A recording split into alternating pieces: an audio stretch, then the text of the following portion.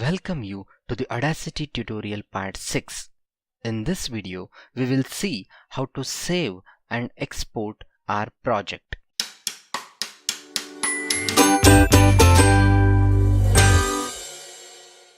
Saving your project is very important to preserve your work for editing the same in the future.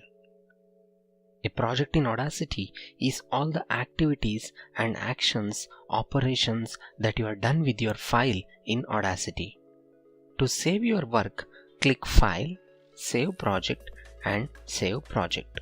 This shows you a warning that Save Project is for an Audacity project, not an audio file. This means that whatever we are performing now is just for a project, not an output audio copy that you could share with anyone so that they listen directly from their device. Click OK, and this asks you the location of the project to be saved. So I click on desktop and double click on Audacity and give a project name as project 6 and click save. Once you save the project and close the application, at a later point of time, whenever you feel to work more on the same project, you can do so. The Audacity saves the project in the .aup format.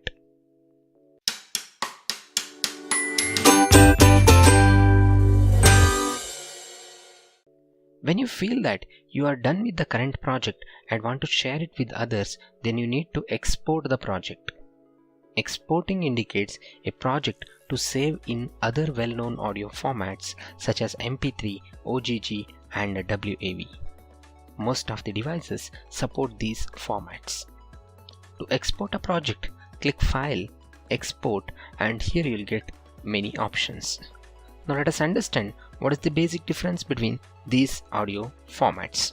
First of all, MP3 is a most popular audio format that compresses the audio. It produces the audio with a less size compared to WAV format. WAV file format does not compress the audio and is of high quality. On the other side, it produces the audio copy that is more in size. And the last one is OGG file format, which is an open source format that compresses the audio. The output copy produced will be very less in size. In my case, I'll export it as WAV. Here it gives me another window which asks me the location where exactly I need to export the audio. I click on desktop and double click on the Audacity, and then I can give the file name and click save. Then it gives a warning saying that your tracks will be mixed down and exported as one stereo file, because in my project there are multiple tracks which will be mixed down and exported as a one stereo file. I click OK. Then it gives me another window which is very important and is called as metadata. Metadata contains the information about the audio.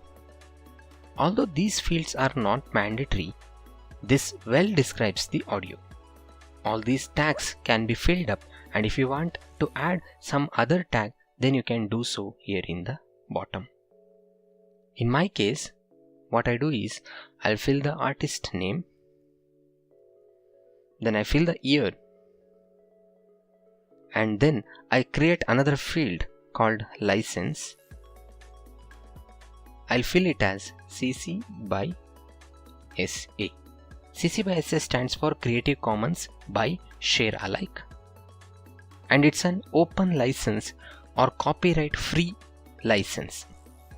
Copyright free indicates that the audio can be used, modified by anyone by giving the attribution to the original artist.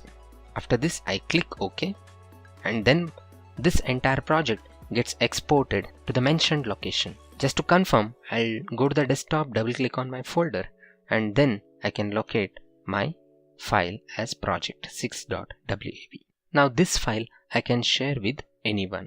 In this way, you can save and export your project. This is the last video of Audacity tutorial series. If you further need any help and support from our team, you can refer these two. The first URL that is mentioned here is related to the Learn page of Audacity. The same link is given in the description box below. The Learn Audacity page contains each and every detail that we have covered in our video in the text and image format.